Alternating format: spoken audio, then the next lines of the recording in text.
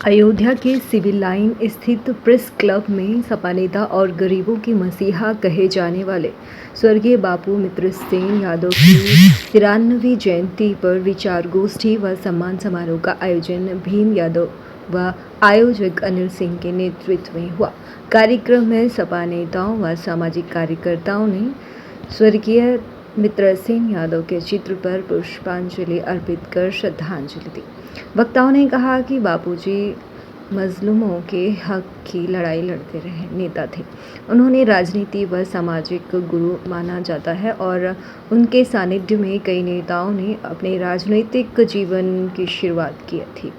सभी ने उनके बताए मार्ग पर चलने और गरीब असहायों के हक की लड़ाई जारी रखने की संकल्प लिया है।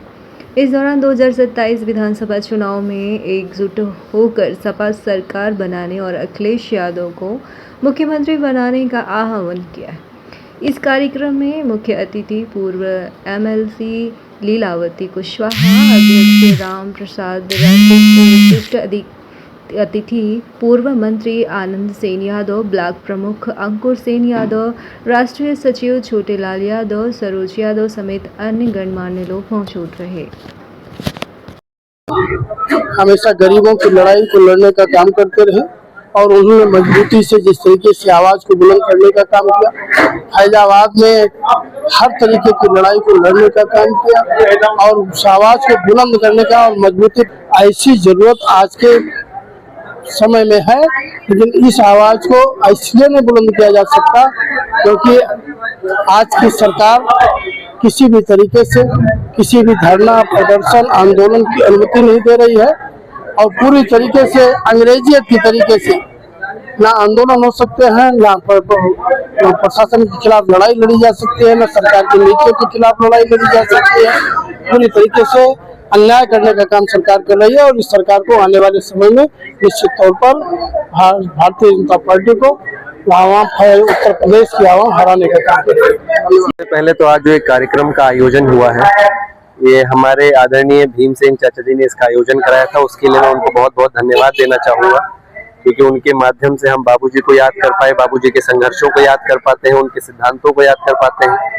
और सबसे बड़ी बात यह है कि जो हमारे आने वाली पीढ़ी है या जो हमारी पीढ़ी अभी राजनीति में उतर रही है, कुछ न कुछ समाज सेवा में उतर रही है या अधिकारी बनने की तैयारी कर रही है, किसी भी तरीके से जो देश सेवा में जाने का काम कर रहे हैं, वो भी उनको सुन पाते हैं, उनकी विचारधारा को समझ पाते हैं, उनके सिद्धांतों को समझ पाते हैं और किस तरीके से उन्होंने लगातार अपने समाज के लिए संघर्ष किया है, लड़ाई लड़ी है, आवाज उठाने का काम किया है, उसको समझ पाते हैं और कहीं ना कहीं उससे प्रेरणा लेके वो भी अपने जीवन में अपने देश के लिए, अपने समाज के लिए समर्पित होकर काम करने की विचारधारा को अपनाते हैं और निरंतर इसी प्रयास में लगे रहते हैं कि वो अपने देश और समाज का कल्याण करते रहें। अभी जैसा आपने कई सारे वक्ताओं को यहाँ जो मौजूद हैं, उनके मुख से आपने सुना होगा कि किस तरीके से बाबूजी लगातार खाना पीना छोड़ के, सोना छोड़ के लगातार सबके कार्यकर्ताओं के लिए और जनता के लिए लड़ाई लड़ते रहे। जैसा अभी आपने सुना कि हमारे विद्यालय के पूर्व प्रिंसिपल साहब रामचरण चाचा भी थे, वो आपको बता रहे थे कि किस तरीके से जब चमरूपुर में सामंतवादियों ने उनका घर उजाड़ा था, दलित बस्ती में 50 घर उजाड़ दिए थे, उनको जलाया था, वहाँ के लोगों को मारने का काम किया था, वहाँ की महिलाओं को जो है अपमानित करने का काम किया था, तो बाबूजी उस समय लखनऊ में थे। और किस तरीके से अभी आपको चाचा जी ने बताया कि वो वहां से सीधे जो है पहले मुख्यमंत्री से मुलाकात करने की कोशिश की, लेकिन जब मुख्यमंत्री जी से मुलाकात नहीं हो पाई तो उन्होंने गृह मंत्री जी से मुलाकात करी और वहां पे अपना सारा कागज पत्र सबमिट करके वो घर पे आए। उन्होंने खाना भी नहीं खाया था, वो 1 घंटा ही उन्होंने आराम किया था और रात में 11 बजे वो लखनऊ से फैजाबाद के लिए रवाना हो गए और 3 साढ़े 3 बजे यहाँ फैजाबाद शहर में पहुंच के वो वहां से 4 बजे के करीब वहां से जो है चमरूपुर गांव के लिए रवाना हो गए कि जब अधिकारी वहां पे पहुंचेंगे तो मेरा वहां रहना मौजूद है ताकि मैं उन गरीबों के लिए आवाज उठा सकूं। तो इस तरीके से उन्होंने हमेशा इसको काम समझ के उन्होंने काम ये नहीं किया, राजनीति नहीं किया, इसको जनसेवा समझ के ही उन्होंने हमेशा, और उनका ये एक मूल मंत्र था कि अगर जब तक मैं जिंदा हूँ, अगर किसी की तकलीफ है तो जल्द से जल्द मुझे वो तकलीफ खत्म करनी है या उसका निस्तारण करना है, ये उनका मूल मंत्र रहता था। इसीलिए आज हमारे कार्यकर्ता जो भी है या हमारी जनता जो भी है और जो मेरे परिवार से लगातार जुड़े हैं, जैसे मेरे ऊपर भी उनका ही आशीर्वाद बना रहा, जो आज मैं तीसरी पीढ़ी में यहाँ ब्लॉक प्रमुख बन के आपके बीच में खड़ा हूँ, तो ये सब उन्हीं के संघर्षों का नतीजा है। पेड़ उन्होंने लगाया था जिसका फल कहीं ना कहीं हम लोगों को भी मिल रहा है, उसके लिए हम सभी जिंदगी भर उनके आभारी रहेंगे और अपने देश और अपने जो हमारी फैजाबाद की जनता और जो हमारे कार्यकर्ता है उनके भी आभारी रहेंगे और उनका धन्यवाद करते हैं। बाबूजी अमर रहे। अयोध्या में राम मंदिर दान गबन मामले पर भाजपा संगठन ने पहली बार आधिकारिक रूप से मीडिया के सामने अपना पक्ष रखा है। भाजपा जिलाध्यक्ष राधेश्याम त्यागी ने कहा कि भाजपा के लिए राम मंदिर राजनीति नहीं बल्कि आस्था का विषय है। उन्होंने आरोप लगाया है कि जिसकी राजनीति दुकान बंद हो गई है वहीं पर इस मुद्दे पर विरोध कर रहे हैं। त्यागी ने कहा कि विपक्ष शुरू से चाहता था कि अयोध्या में राम मंदिर का निर्माण ना ही हो। श्रद्धालुओं की संख्या घटने के आरोपों को खारिज करते हुए उन्होंने कहा कि राम मंदिर पहले भी, आज भी और भविष्य में भी आस्था का केंद्र रहेगा।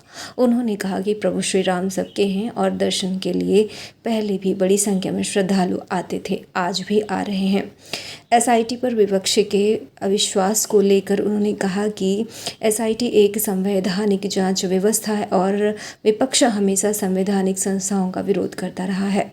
भाजपा जिलाध्यक्ष ने भरोसा दिलाया कि एसआईटी रिपोर्ट में जो भी दोषी पाया जाएगा उसके खिलाफ कठोरतम कार्यवाही की जाएगी। भाजपा के पूर्व जिलाध्यक्ष राधेश्याम पांडे बादल ने कहा, एसआईटी की रिपोर्ट आने से पहले किसी को स्वयं न्यायाधीश नहीं बनना होगा। प्रेस वार्ता में जिलाध्यक्ष राधेश्याम त्यागी, पूर्व जिलाध्यक्ष अवधेश पांडे बादल, पूर्व जिलाध्यक्ष संजीव सिंह और महानगर अध्यक्ष कमलेश श्रीवास्तव मौजूद रहे।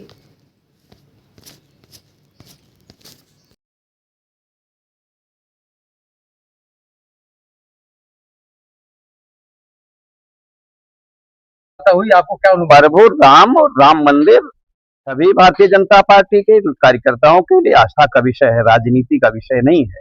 और जो जिनकी राजनीतिक दुकानें बंद हो गई हैं वो राजनीति के लिए जो है प्रभु राम का उपयोग कर रहे हैं। जिन्होंने हमेशा राम का विरोध किया है, हर प्रकार का विरोध किया है, परिक्रमा पर रोक लगाया, राम जन्मभूमि को ना बने इसके लिए बड़े बड़े वकील खड़ा किए, बहुत सारे मार्ग अवरुद्ध किए कि राम जन्मभूमि ना बने। उन लोग ऐसा कर रहे हैं। जिस तरह अगर बात किया जाए तो इस समय का देखा जाए तो राम मंदिर आस्था का केंद्र बना है। लोग आते हैं लेकिन जिस तरह से मैसेज यहाँ जा रहा है बहुत गलत जा रहा है।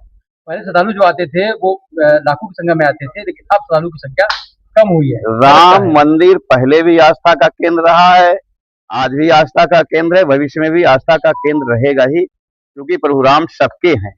और जहां तक श्रद्धालुओं का विषय है, पहले भी बहुत अधिक आ रहे थे, उनकी संख्या बढ़ रही है, ऐसा नहीं है, संख्या पर्याप्त आ रही है। लेकिन अध्यक्ष जी बात की जाए तो विपक्ष जो है कह रहा है कि जांच हो रही है वो मुख्यमंत्री की है।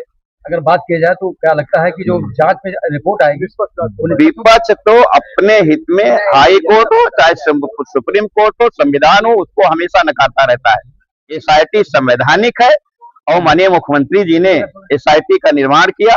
हम लोग कोर्ट पर विश्वास करते हैं, एसआईटी पर विश्वास करते हैं। निश्चित जो रिपोर्ट आएगी वो अच्छी रिपोर्ट आएगी और जो रिपोर्ट में दोषी पाए जाएंगे उनको कठिन से कठिन कार्रवाई होगी, सजा होगी। जय श्री राम। अयोध्या में राम मंदिर निर्माण समिति की बैठक के तीसरे दिन अध्यक्ष नृपेंद्र मिश्र ने 2 दिवसीय बैठक की प्रगति की जानकारी दी। उन्होंने बताया कि बैठक 2 चरणों में संपन्न हुई और रामकथा संग्रहालय की कई महत्वपूर्ण बातें अंतिम रूप से तय कर दी गई हैं। संग्रहालय की सभी गैलरियों की स्क्रिप्ट फाइनल कर दी गई हैं और श्रद्धालुओं विसर्जन की मिलने पर सुविधाओं पर भी विस्तार से चर्चा हुई है। संग्रहालय में भगवान श्री राम के वनगमन से जुड़ी देश की प्रमुख नदियों को प्रदर्शित किया जाएगा, जिसकी शुरुआत सरयू नदी से होगी और समापन गुप्तार घाट का केंद्रीय होगा। रामकथा संग्रहालय के निर्माण का लगभग 100 करोड़ रुपए खर्च होने का अनुमान बताया जा रहा है। राम मंदिर निर्माण की कुल लागत 1600 से 1800 करोड़ रुपए के बीच रहने का अनुमान जताया गया है। श्रद्धालुओं की संख्या कम होने की चर्चाओं को नकारते हुए नृपेंद्र मिश्र ने कहा कि मंदिर में दर्शनार्थियों को कोई कमी नहीं है और लोग आस्था के साथ दर्शन कर रहे हैं। उन्होंने कहा कि श्रद्धालुओं से लगातार संवाद में उन्हें किसी प्रकार की शिकायत नहीं मिली है। 22 जुलाई को राम मंदिर ट्रस्ट की बैठक वास्तविक है। सीईओ की नियुक्ति समिति व उप समिति के भविष्य और विषयों पर अंतिम निर्णय ट्रस्ट ही करेगा। नृपेंद्र मिश्र ने स्पष्ट किया कि राम मंदिर ट्रस्ट के पदेन सदस्यों को मतदान वोटिंग का अधिकार नहीं होता। यदि सीईओ की नियुक्ति होती है तो अपना स्टाफ ट्रस्ट की निगरानी में नियुक्त करेगा। राजनीति भी है, क्योंकि आपने शुरू से लेकर के अंत तक आपने पूरा व्यवस्था देखी है, आप कैसे क्या करते देखिए, दो हिस्से में कृपा करके पूछें। संग्रहालय का तो कुल खर्चा जो होगा सब मिला करके, यानी पूर्णता जब हो जाएगी, मेरा अंदाज है लगभग 100 करोड़ के अंदर संग्रहालय का खर्चा होगा। मंदिर की बात भी आपने पूछी थी। मंदिर में अब हम जो एक तरीके से मॉपिंग करते हैं, तो अब हम इन एजेंसियों के साथ मॉप अप कर रहे हैं, उनके बिलों के बारे में यह सुनिश्चित कर रहे हैं कि उन्होंने जिनको वेंडर रखा उनका भुगतान अभी लोगों का रुका हुआ है, तो वह एल&टी और टीसी से जानकारी की गई। और सब मिलाकर जो आपने खर्चे की बात की, मेरा अनुमान है, क्षमा करेंगे अभी उसको निश्चित रूप से धनराशि का मैं नहीं बता पाऊंगा, 1600 से 1800 करोड़ रुपए में मंदिर की पूर्ति होगी, जिसमें संग्रहालय की भी धनराशि जुड़ी है।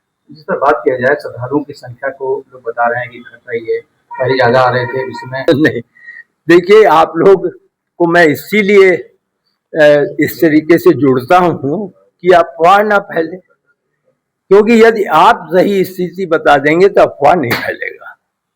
आप स्वयं जाके देख लें, जो श्रद्धालु बाहर हैं उनसे पूछ लें, आप अंगद टीला के पास जानकारी कर लें, सुग्रीव किला के पास जानकारी कर लें, और उनसे ही पूछें कि भाई आपको किसी प्रकार का अंतर लग रहा है, आपके मन में किसी प्रकार का अंतर लग रहा है, आप क्या अभी आए तो आपने विचार किया था कि आना चाहिए कि नहीं आना चाहिए।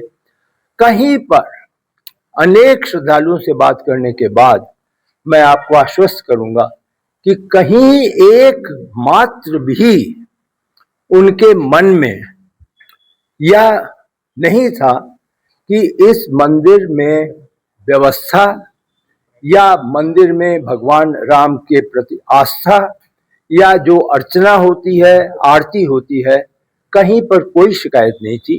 एकमात्र जवाब मिलता था, अगर मैं पूछूं उनसे कि आपको कैसा लगा, तो एकमात्र पिछले महीनों से मैं ये पूछता हूं, जवाब होता है, अरे भगवान के मंदिर में आने में कैसा लगेगा, इससे अच्छा कहां हो सकता है।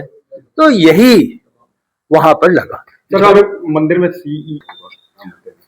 प्रबंधन, चूंकि उनका नाम ही चीफ एग्जीक्यूटिव ऑफिसर है, मुख्य प्रबंधक अधिकारी होंगे, तो वह ट्रस्ट के अधीन प्रबंधन का कार्य देखेंगे, और यह तो ट्रस्ट पर निर्भर करेगा कि वह किस प्रकार का डेलीगेशन सीईओ को करते हैं, और जैसा डेलीगेशन करेंगे वैसे ही फिर सीईओ जो है वो अपना स्टाफ वहां पर व्यवस्था की करेंगे, लेकिन सब कुछ ट्रस्ट के अधीन है।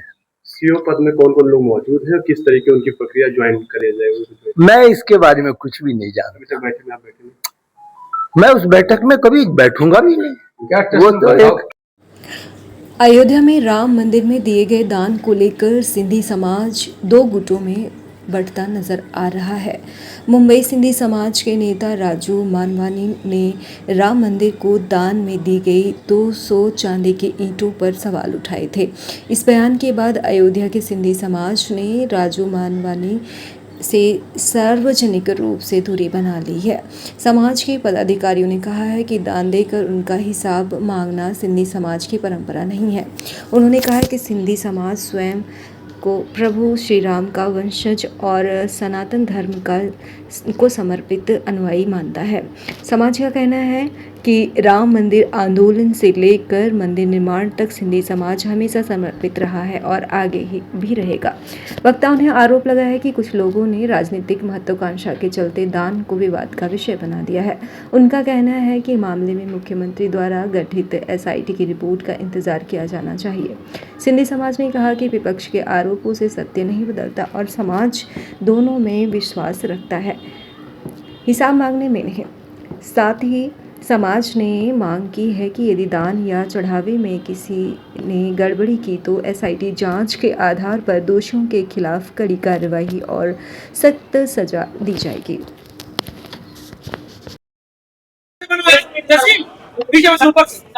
हमारा आज इस प्रेस कॉन्फ्रेंस का मुख्य उद्देश्य ये था कि कुछ तथाकथित राजू मनवानी के साथ कुछ लोगों ने सिंधी समाज को लेकर के राम जन्मभूमि न्यास ट्रस्ट से चांदी की ईंटों की हिसाब मांगा था। तो आज का मुख्य उद्देश्य ये था कि उन तथाकथित राजू मनवानी और अन्य सदस्यों जिन्होंने चांदी की ईंट का हिसाब मांगा है, अयोध्या सिंधी समाज या पूरे देश का सिंधी समाज उनके साथ नहीं है।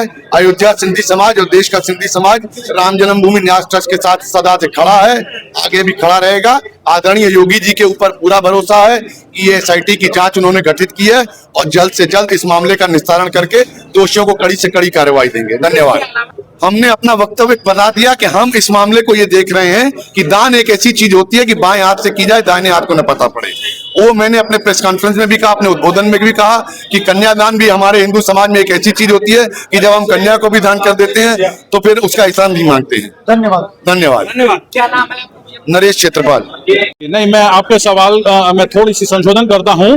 कुछ वापस नहीं मांगा गया है। कुछ लोगों ने 200 चांदी की ईंटें दान की गई थी और मंदिर में जो अभी कुछ हलचल हुई है उसके बाद उन्होंने उसका हिसाब मांगा है। इस पर हमारी प्रेस वार्ता थी कि वह जो हिसाब मांगा गया है वह उचित नहीं है, वह एक निंदनीय कार्य है और जो लोग इसका हिसाब मांग रहे हैं वो पूरा सिंधी समाज नहीं है। हमारा खंडन केवल यह था कि उन्होंने खुद को सिंधी समाज बताकर इसका हिसाब मांगा गया है। तो कुछ लोग, मैं समझता हूं जो चंद 50, 100, 200 लोग जो हैं वो सिंधी समाज नहीं है। सिंधी समाज एक विस्तृत विशाल स्वरूप है जो कि सनातन धर्मी है। नहीं, देखिए इसमें कार्रवाई का विषय नहीं है।